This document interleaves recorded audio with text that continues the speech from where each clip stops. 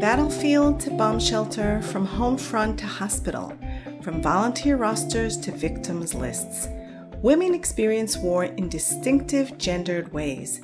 These are their stories. These are their voices. Welcome to Voices of Women at Wartime, a podcast by the Center for Women's Justice in Israel. I'm your host, Rivkah. Today, I would like to talk about modern women's Midrashim, a fairly new phenomenon in Jewish studies, and I will be speaking with Tamar Biala.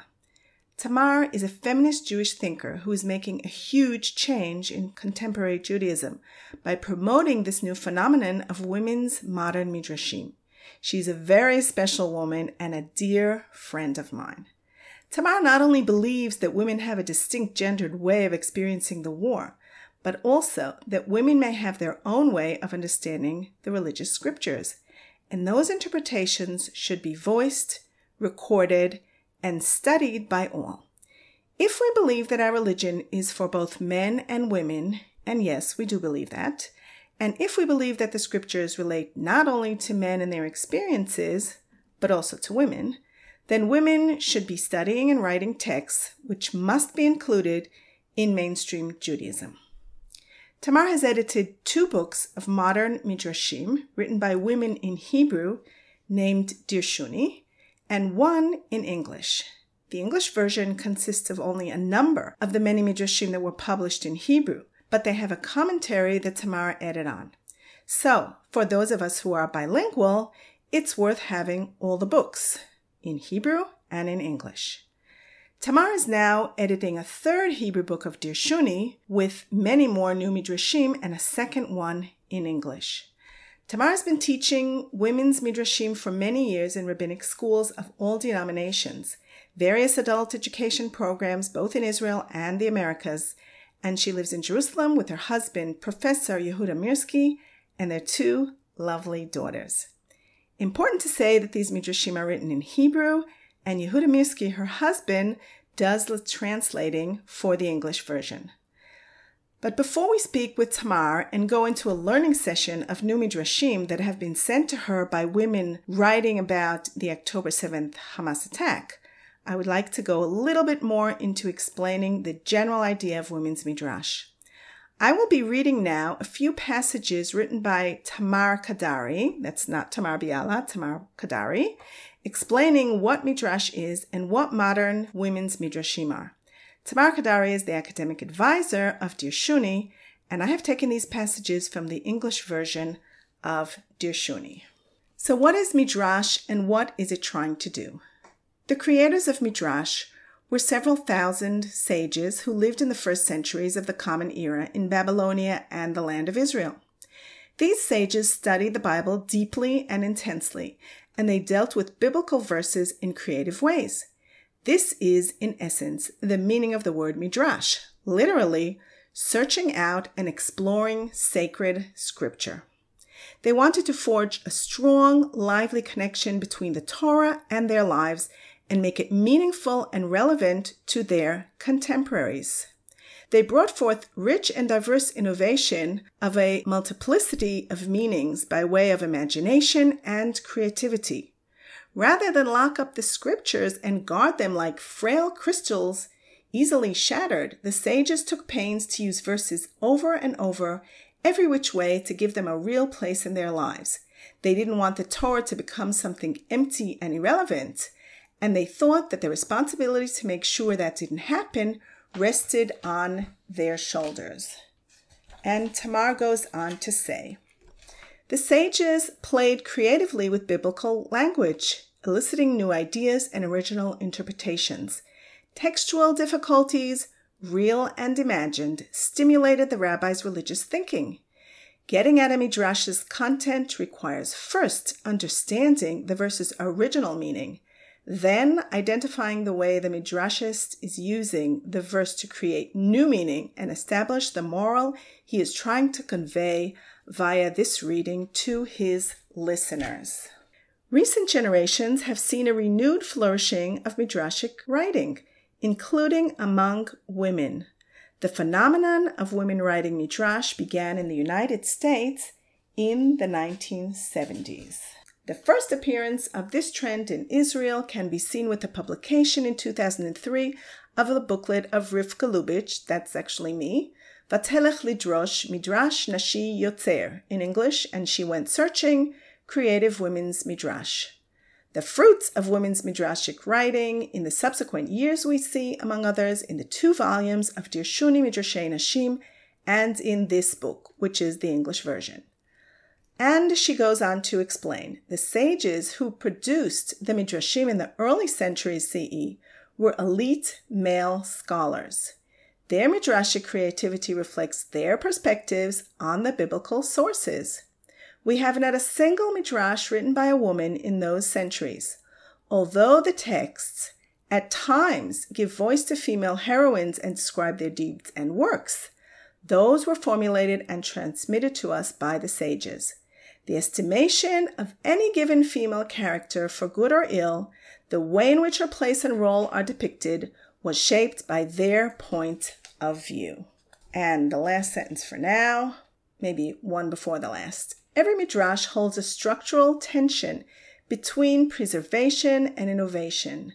The midrashist proceeds from the centrality of scripture, seeks not only to undermine it, but to add another layer of meaning through which to express new ideas and connect them to contemporary questions.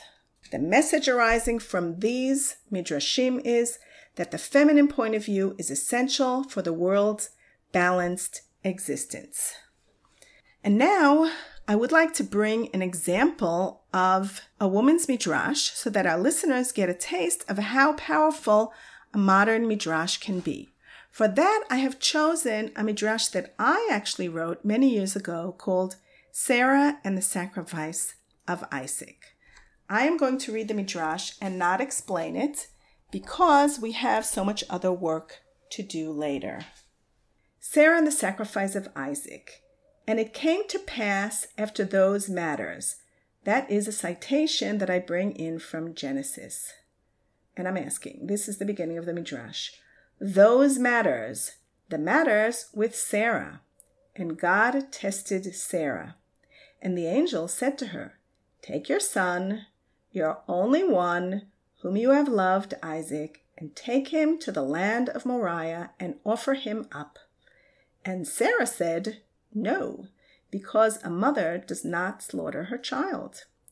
And early in the morning Sarah awoke, stunned to see that neither Isaac nor Abraham was there. She lifted her arms to God in heaven and said, Master of the universe, I know that one who slaughters his son in the name of God will in the end be left without a son or a God. Forgive Abraham, who was mistaken about this. Please remember that it did not occur to a mother to offer her son up to God and save the boy from him. At that moment, Abraham stretched out his hand to the knife to slay his son. And the angel of God called out to him and said, Do not lay your hands on the boy and do not do anything to him. For now I know that you are God-fearing, even though you did not withhold your son. And this is why it is said, whatever Sarah tells you, heed her voice. That's another verse from Genesis. And as a result, for in Isaac your seed will have a name. I want to say that this midrash is very daring. It actually succeeds in uprooting the biblical story without saying that the biblical story did not happen or that it's not true. I think we all have a very hard time with the story that Abraham was asked to sacrifice and kill his son in order to prove that he was faithful to God. This midrash does not deny the biblical story we know. It goes around the biblical story. It adds to it. It tells what was before and what was after the story we know, and thus gives a completely different meaning to the biblical story. True, God spoke to Abraham and everything we know took place. We just didn't get it right until now. We missed the point of it because actually Sarah was also asked to kill her son, but she, as opposed to Abraham, did not agree to it. The new idea now is that Sarah is in the right, and we should not be sacrificing our children in the name of religion. Abraham was wrong about this, and all was saved thanks to Sarah. The Midrash, in fact, sits on the opening words to the biblical story, Vayehi achar hadvarim ha'ele, and it came to pass after those matters. That's how the story of the Akedah starts. In fact, the sages also asked what those matters were, and they gave various answers. And this is the answer that my Midrash gave. Those matters were, in fact, the story of God asking Sarah to sacrifice Isaac and her refusal to do so because of her understanding of right and wrong, even when you are absolutely sure that God has spoken to you. The world would probably be a better place with less wars if we could see the biblical story and our religions through the eyes of Sarah according to this Midrash. So, yes, I have gotten hate letters after this was published, and a woman who I knew suggested that all my Midrashim be burnt. But I also have gotten some amazing reactions from other people. In fact, I know of rabbis who actually add this text on their source pages when teaching about the Akedah. And yes, I'm talking about Orthodox rabbis and not only my husband. So, just one more thing, because of the length of this session, I've divided this learning session into 2 episodes. It will be a little different than usual, and I think it may call for a little more concentration from our listeners if you want to make the best of it. And please remember that all the Midrashim will be included in the notes of each episode. You might want to print them up and follow in the writing as we go along. Hello, Tamar, and thank you so much for agreeing to be on this show. I'm extremely excited to have you here today. Thank you for having me, Rivkah. And now, Tamar, the floor is yours to teach us some newly written Midrashim that were written after October 7th. So, Rivkah, again, thank you for having me here. I'm an old missionary of women's Midrash. I poured my heart into this for maybe 25 years. But recently, since I started receiving Midrashim written after October 7 by women from all around Israel, I feel that it's my existential justification to expose them to the world and let people hear these voices. So we will read today several Midrashim by different women. These are not all the pieces that I've received. I received more. And even those that we will read, most of them we will read just parts of them because we're limited in time. But I think you will be able to hear different angles, different voices, and mainly the common denominator of all these women is that the tone sounds different than what we hear on the media the last year. And I have to admit, it sounds different than the tone in our Shabbos tables conversations. So we will dedicate maybe a few minutes in the end to talk about this special tone and what does the Midrash enable to bring to the world. So the first Midrash that we will read, and Rivkah and I will discuss it a little bit after this, is named The Power of a Community to Diminish Suffering in the World. This Midrash was written by Leora Ayalon, who's a member of Kibbutz Kfar Aza, a mother of 4, a grandmother of 7. She's a legendary Jewish text teacher in the Negev.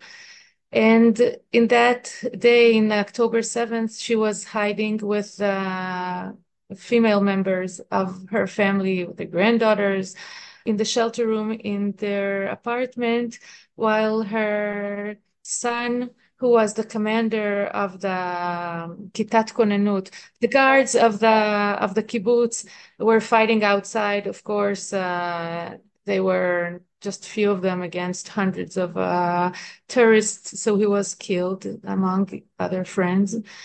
And they spent many hours in that shelter room. Her granddaughter, who's 15 years old, did some miraculous deeds. There is video on her a short movie describing what this granddaughter did those hours, how she helped the army with her WhatsApp and telling them where to go in the kibbutz and what to do. And I will maybe add the link to this video in the end of the podcast. So this grandmother, Leora Ayalon, that lost her son that day and is well-known peace fighter over the years, sent me this piece again that is named The Power of a Community to Diminish Suffering in the World. So what Leora is doing is that she begins her midrash quoting Talmud Bavli, Masechet, the Sanhedrin tractate. The Talmud is saying something very brief on the verse in Lamentation, cry, she will cry at night. Bachot tivke balayla. The scroll, the Book of Lamentations, begins with the description of Jerusalem as a female sitting and mourning and crying over her pain and her losses and her suffer during the destruction of the temple by the Babylonians. And this verse, cry, she will cry at night, is describing Jerusalem. So the rabbis in the Talmud are saying at night, for all who cry at night, one who hears their voice cries along with them.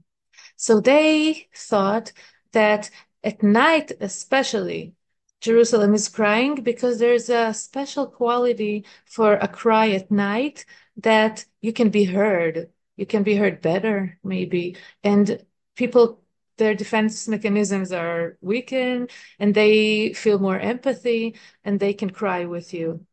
But Leora sees it's a little different, and she relates to this Talmudic sentence, and she says, cry, she will cry at night. This is none other than a command. You will cry. Because the word cry, tivke, in the verse in Lamentation can be understood in Hebrew in two ways. Tivke is a woman, a female, that is crying, she will cry, but it's also you will cry. Tivke, ata tivke, at tivki. So she says now that it's a command, a rule over us to cry at night.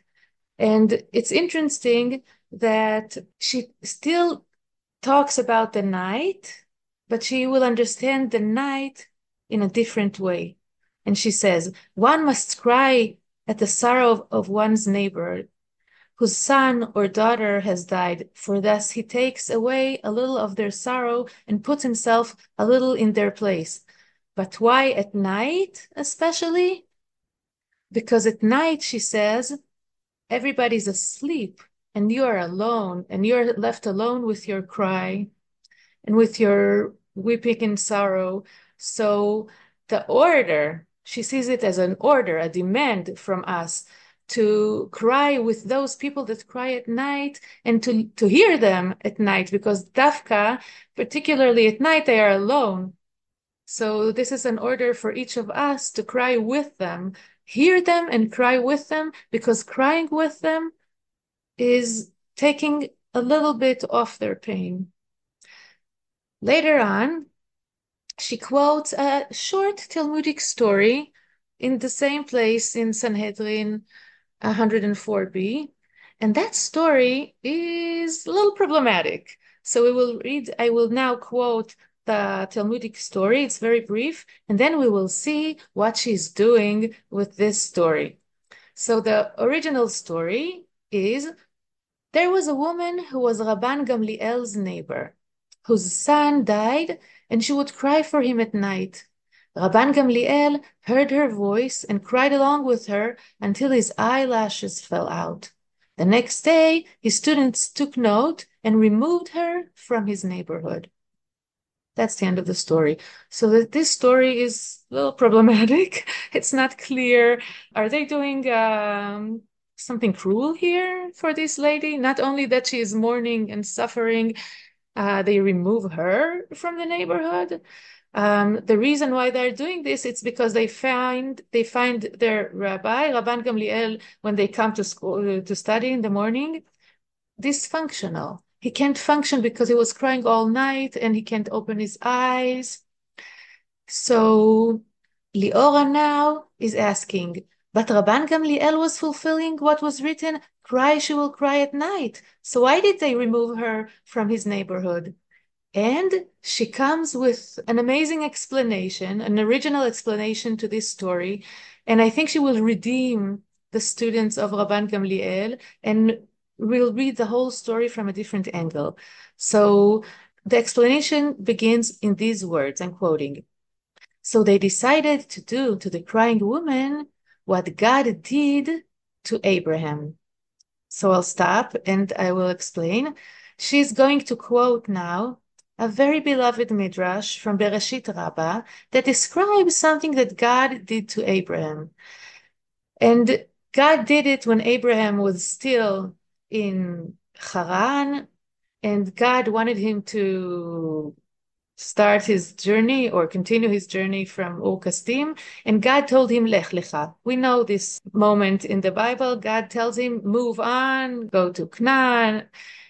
So the rabbis in Bereshit Rabbah explains why God asked Abraham to move, and then she will say why the rabbis, the students of Rabban Gamliel, thought that the case of this lady is original and she's similar to Abraham. So let's read the original midrash from Bereshit Rabbah. What did God do to Abraham?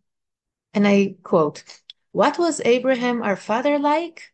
Like an amphora of persimmon fragrance, sealed shut by a tight cord, laid aside in a corner, whose scent doesn't carry. But when it's stirred, its scent diffuses. Thus the Holy Blessed One said to Abraham our father, move yourself from place to place, and your name will grow great in the world. Go you. So the original Midrash on Abraham, the traditional Midrash, says that Abraham had this special quality. He can contribute to the world a great blessing, but he sits in the corner and, closed and shuttered. And God has to convince him that if he will move from place to place, the blessing will spread, the smell, the fragrance, everyone will reach it. So now I'll go back to her midrash and see what she's doing with this comparison. And I'm reading from her midrash. The students sought to remove her out of her neighborhood, that she would steer about in the world, going from one neighborhood to another, crying for her son, and her voice would be like a shofar that sounds from one end of the earth to another, calling out, cry, cry in the night, for you're the community of Israel. And so Rabban Gamliel won't cry alone for her in the night, but the people of his community and all the communities will cry along with them. And through the sorrow will diminish a little in the world. The idea of these students wasn't to be cruel to this lady, but through her, with her, to teach everyone to cry with her. Not only Rabban Gamliel, that he's the only one that cries for her, and it causes him to crash, and nobody heard his crying. So now, through moving her from place to place, people will learn how to cry and notice each other's pain. And slowly, some of the pain, will share the pain in this solidarity act. This is a part of her midrash. We will stop now. But Rivkah, we will discuss this for 2 minutes. What is she doing here, Leora? What voice is she bringing? What request is she bringing? How gentle she asks for care, for help, for sharing the burden of the unbearable pain. Thank you so much for bringing this midrash. It's beautiful. It's a beautiful midrash.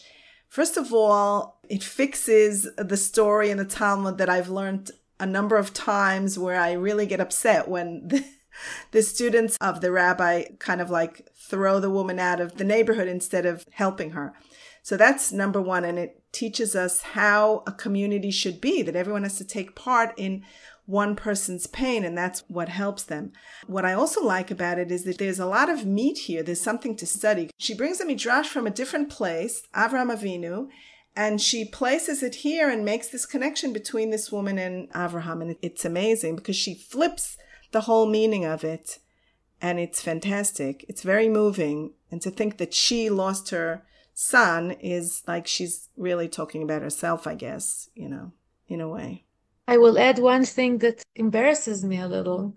I think writing this midrash means that she may have not received the sharing of the pain as she needed. So I'm very sorry that we may have been in shock, maybe, and couldn't be there enough for the people at the beginning, and hope that we'll do a better job from now on. Right. But it also could mean that she did feel that she was getting a lot of sympathy or empathy or whatever. And then she felt that it was so much helping her that she was going to write something to be sure that other people have that help. So we don't really know. It doesn't really say what she exactly felt, but she's obviously thinking about this issue. And because she's experiencing, it just comes to show us that when you experience something, then you have an understanding of it and you can write about it more than if you're just seeing it happen to other people. It's beautiful. So we will move to the next midrash. The second midrash was written by Nurit Hirschfeld-Skupinski. Nurit is from Kibbutz Nachal Oz. She teaches Bible and Midrash for many years in the K College in Be'er Sheva, in the Achva College in the Negev. And she spent October 7 with her family in the shelter room in Kibbutz Nachal Oz, hearing things that happen outside, getting the endless WhatsApp calls asking for help from their neighbors and friends and from the other kibbutzim, all October 7th and 8th. And she sent a bunch of midrashim, and she's doing something very interesting also with traditional text that was used a lot in our Jewish history over the years. She also turns to lamentation, and the midrash, the traditional midrash on lamentation, and the book of lamentation of Megillat Echa, has different stories describing different sufferings, different people, stories of people that suffered during the destruction of the temple by the Babylonians. I think most of us know at least one story of these pile of stories. And she took several of these stories and wrote a different midrash on each story, showing how in her community or the communities around her, in the kibbutzim around her, had very similar story. This is shocking to read, scary, and also it makes not only her story and stories around her being heard, but also it makes the stories of the destruction of the Bible alive once again. It was the first time I've been teaching those midrashim, the traditional midrashim, so many times, but now that I read it with her pieces, it made them real. It made the first destruction of the temple real for me.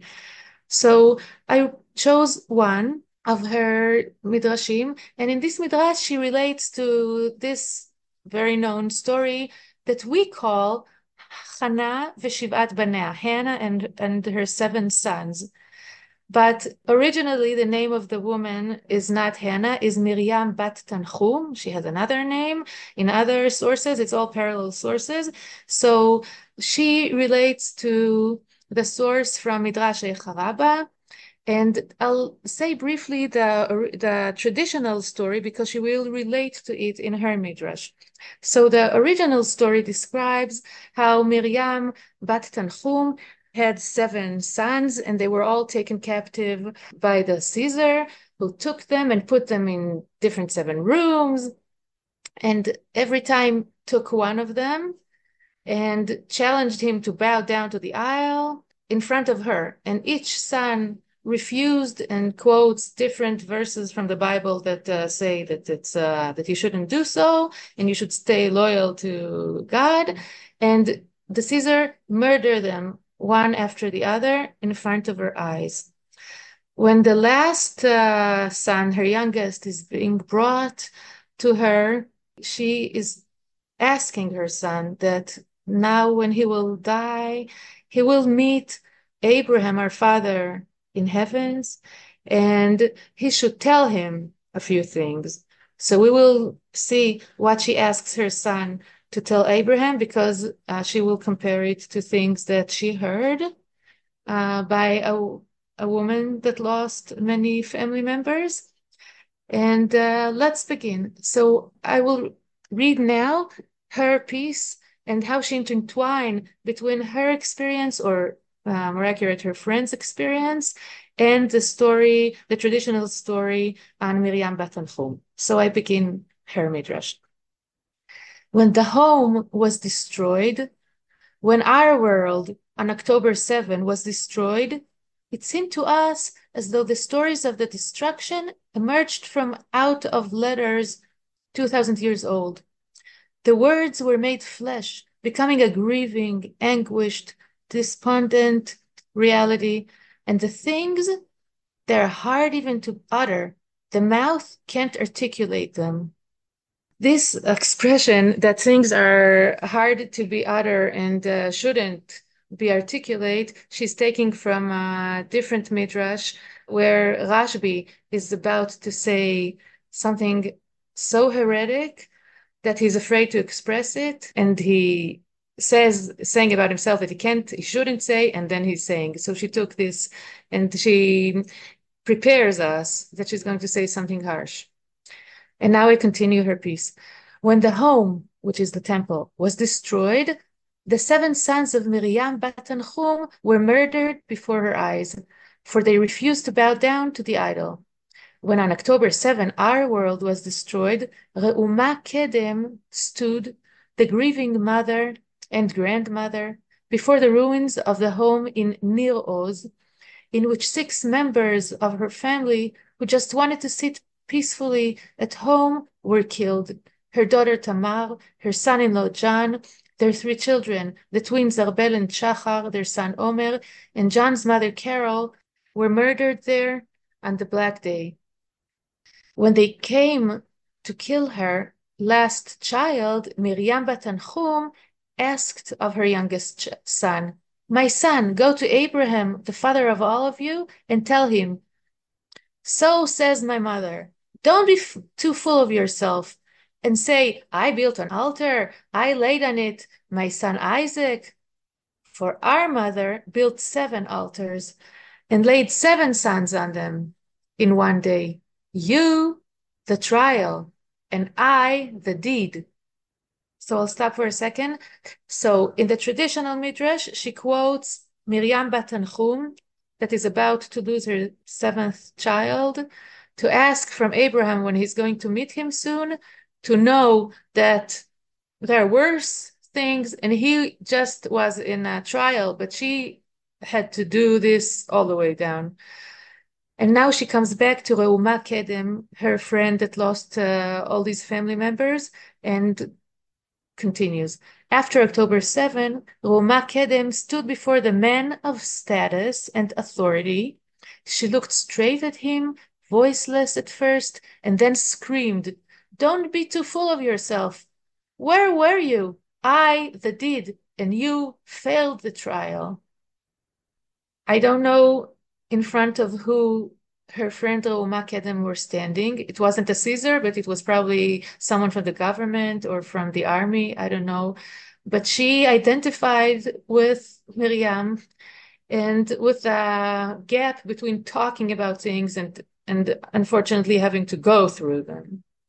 And whose responsibility is it? And then she ends her midrash. Miriam bat Tanchum knew that her children chose death, so that they wouldn't commit yehareg vebal yavor, a sin which one should rather die than do. And her end was that she lost her mind, fell from the roof, and died. And the Holy Spirit cried out, saying, "For these do I weep." Yet Reuma Kedem, what will become of her? What will happen to that bereaved woman, mother and grandmother, who hasn't even that meager comfort of knowing that her children chose to die? What will the Holy Spirit cry out for the women and men of the Negev whose families were erased in one day? Oh my. This is the end of her midrash, yes. And we realize that the tone here is different from the midrash of Leora. Here, the anger is the main feeling beside the pain. And she has the courage to compare the Caesar and someone from the state of Israel who was in charge and didn't do their job. It's very, very hard to read this, and I must admit that I find Hannah and her 7 sons, or Miriam Bat Tanchum, from the text very hard to read anyway. And what you're saying is true, that she brings it to life. She brings our suffering today and the suffering that they had in the destruction of the temples also. It's an amazing midrash, and she's right to compare this woman to the stories of our midrashim. Okay, we're going to have to wrap up for today. This has not been easy. Studying these texts written by women who have been through hell has been very intense. As I mentioned at the beginning, we had to divide the learning session into 2 episodes, and we are very much looking forward to studying 4 more midrashim in the next episode with Tamar. For more on the general issue of women's midrashim, you can listen to a podcast called New Books in Jewish Studies, and I will leave a link to it in the notes. I also want to thank our listeners for tuning in today. By listening to this podcast and giving women's voices your attention, you give them power.